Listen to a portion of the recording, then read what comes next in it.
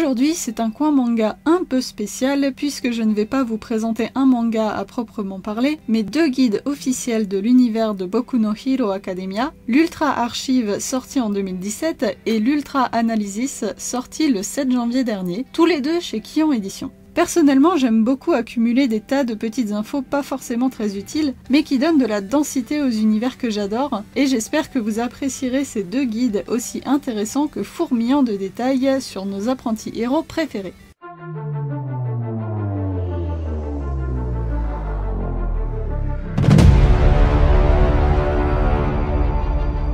Commençons par le commencement avec l'Ultra Archive, le premier guide de Horikoshi Kohei. À l'ouverture, on tombe directement sur des illustrations officielles, toutes en couleur et imprimées sur un papier glacé. Il s'agit principalement des illustrations réalisées pour les couvertures du Shonen Jump, ce qui est plutôt pas mal puisque nous n'y avons pas forcément accès avec la publication française. C'est une bonne mise en bouche pour la suite. Vous remarquerez que les illustrations sont plus ou moins classées par catégorie, même s'il y en a peu. On a par exemple les images de groupe, les vilains ou encore celles un peu spéciales avec des styles futuristes.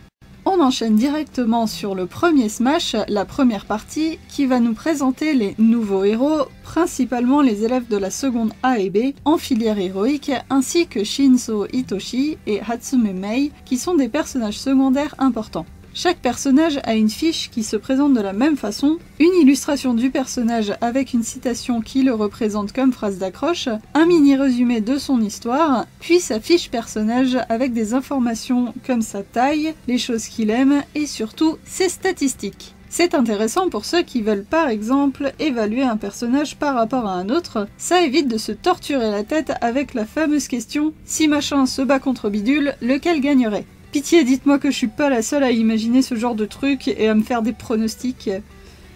Enfin bref, en plus de tout ça, on a évidemment le nom de l'alter du personnage et son fonctionnement, plus le nom de code du personnage s'il en a un. N'est-ce pas Bakugo ? Et en petit bonus, on a aussi un ou deux petits commentaires d'un proche du personnage, par exemple All Might qui assure que Midoriya n'est pas son chouchou, on y croit.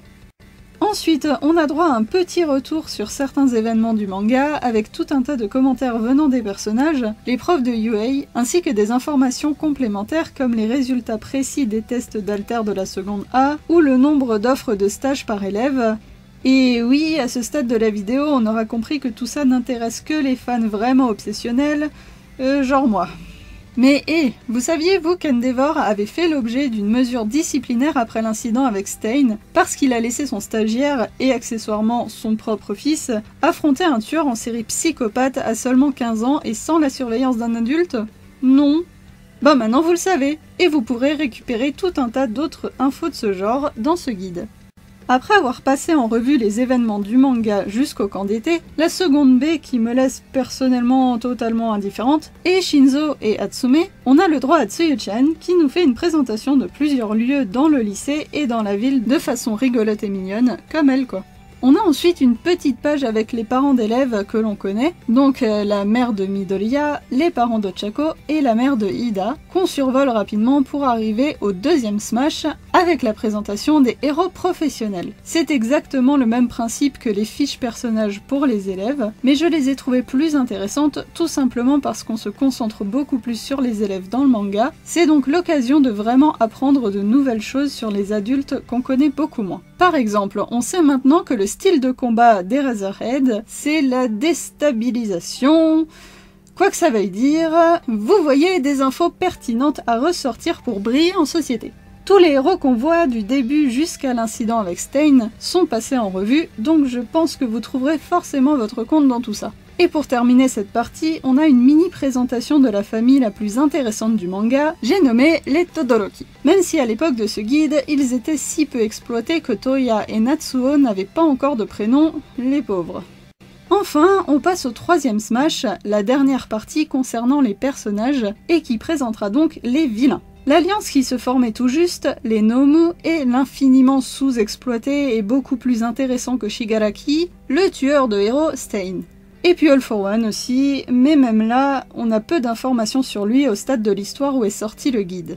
Après leur présentation, il y a un résumé de leurs actions contre UA qui est présenté sous la forme d'un rapport de police. J'ai trouvé ça plutôt ludique et intéressant, plus une petite présentation des forces de police, et j'ai tellement envie de voir une série policière du genre sérieux, comme Unité Spéciale ou Les Experts Musutafu, avec Tamagawa Sansa et Tsuragama et Kenji. Sérieusement, avec ces designs, ce serait le truc le plus adorable et bizarre de l'histoire des séries policières.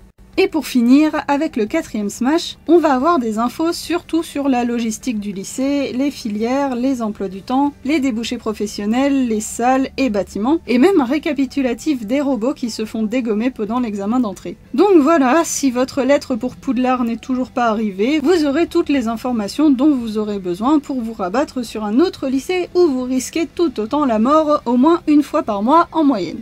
Et on ne pouvait pas terminer un guide officiel sans une longue interview de l'auteur lui-même, que je vous laisserai découvrir, mais surtout un petit one-shot inédit à placer après le chapitre 68 dans le tome 8, qui se concentre sur Bakugo. Et si vous voulez savoir à quoi ressemblaient les personnages la première fois que Horikoshi Sensei les a imaginés, c'est aussi à la fin de ce guide que ça se passe. En plus, il y a des stickers exclusifs absolument adorables que je n'ose même pas décoller, et ça fait plaisir.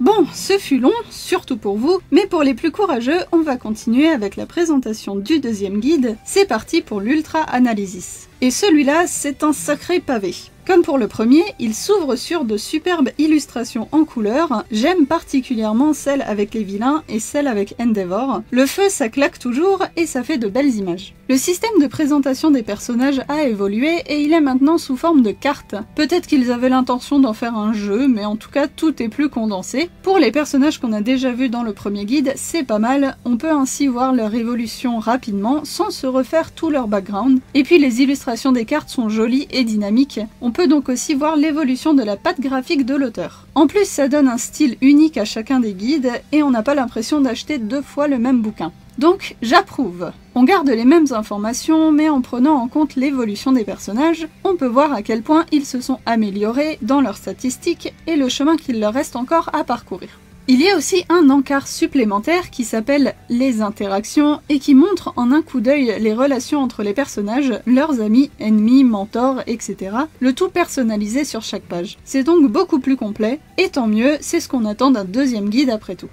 On se passe en revue à nouveau tous les élèves de la seconde A, et avant de passer à la seconde B, on a une page bien sympathique avec les différents surnoms que Bakugo donne à ses camarades de classe, avec les classiques double face et sale nerd, mais aussi des petits nouveaux, et surtout une contre-attaque plus ou moins motivée des concernés. Puis la seconde B, donc, qui ne m'inspire toujours pas des masses, à part peut-être Kodai Yui, qui est plutôt cool. Mais cette fois, chacun a une fiche complète, alors que ce n'était le cas que pour 3 ou 4 élèves dans le premier guide, les 15 autres étaient seulement listés. Dans celui-ci, vous retrouverez forcément toutes les informations que vous voulez, qui que soit votre élève préféré. Best Genist nous fait ensuite l'honneur de son classement des meilleurs costumes de héros des élèves par catégorie. La fonctionnalité, le design, l'originalité et la protection. Je vous laisse découvrir le podium de chacune des catégories dans le guide, et je pense que vous aurez des surprises, notamment pour le classement d'Aoyama par exemple. Je ne vais pas détailler la rétrospective de l'histoire, c'est un résumé du début jusqu'à l'entraînement entre les classes A et B après l'attaque de High End, donc attention aux spoilers pour les animes only, mais ça m'étonnerait qu'il y en ait beaucoup sur cette vidéo. Pour les autres, vous pouvez y aller, il y a encore une fois plein de petites infos intéressantes à lire, données par les élèves comme par les professeurs.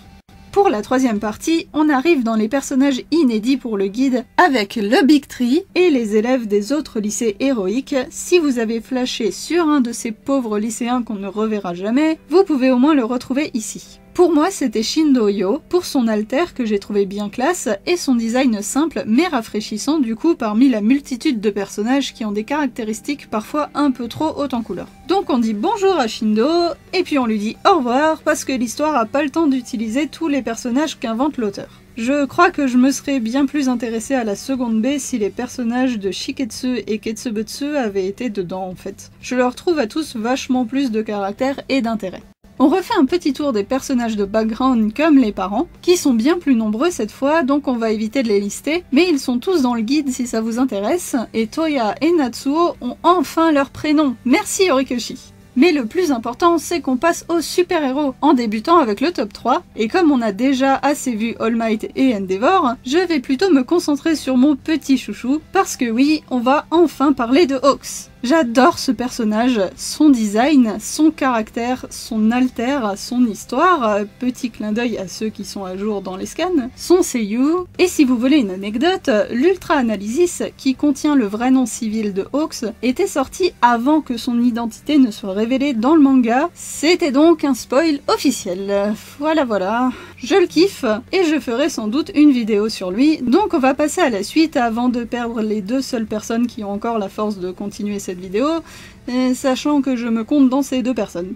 Cette partie sur les héros est pas mal complète, je trouve. Les principaux ont leur propre fiche, et ceux un peu plus secondaires, ou qu'on a encore peu vus, sont listés avec un petit résumé. Les agents de police sont là aussi, vous devriez trouver votre bonheur dans tout ça normalement. Après ça, on a une partie assez ludique, sous forme de coupures de journaux qui parlent de toutes les attaques de vilains depuis le début jusqu'au combat entre Endeavor et Hawks contre High End, qui est mon préféré, et j'étais bien contente qu'ils mettent le paquet dessus dans l'anime, c'était juste sublime. On glisse tranquillement sur les présentations des vilains, qui n'ont bizarrement pas de cartes, eux. Le format de présentation est un peu différent et plus sombre, sans doute pour coller au côté méchant de l'histoire, mais c'est tout aussi complet que pour les autres personnages. L'encart interaction est remplacé par un encart complice, donc on peut savoir avec qui ils s'entendent bien ou non, et je trouve ça assez drôle chez les vilains. La dynamique entre les membres de l'Alliance a toujours été un point fort à mon avis, et c'est bien que ce soit retranscrit ici de façon ludique. En plus, les illustrations rappellent un peu les photos de prisonniers avec le fond blanc qui montre la taille derrière et la petite pancarte devant pour les présenter. Tous les groupes de vilains sont là, l'Alliance, les 8 préceptes, le gentleman criminel avec Love Lover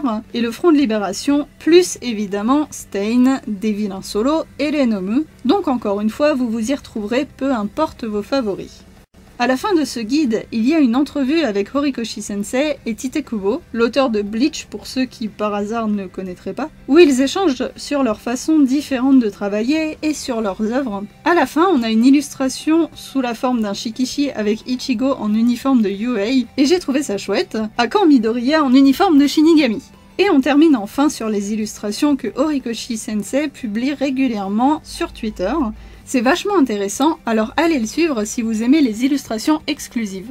Enfin, un lexique vient compléter le tout, ainsi que des stickers tout mignons et colorés qui ne quitteront sans doute jamais ce guide encore une fois. On est enfin venu à bout de la présentation de ces guides, j'espère que ça n'aura pas été trop long et redondant pour vous, et que ça vous aura au moins un peu intéressé. On parle évidemment beaucoup des œuvres en elles-mêmes, mais je trouve ça bien de voir un peu ce qui sort en complément de temps en temps. C'est ce qui fait vivre les univers qu'on aime en attendant les suites, et quand on a la chance d'avoir des guides aussi complets, il faut en profiter. Donc merci à Kion de nous permettre d'y avoir accès, et j'espère qu'on aura aussi un jour droit au spin-off Smash pour que notre collection, et surtout la mienne, soit bien complète. En attendant, prenez soin de vous, et au plaisir de vous retrouver dans un autre coin de la chaîne.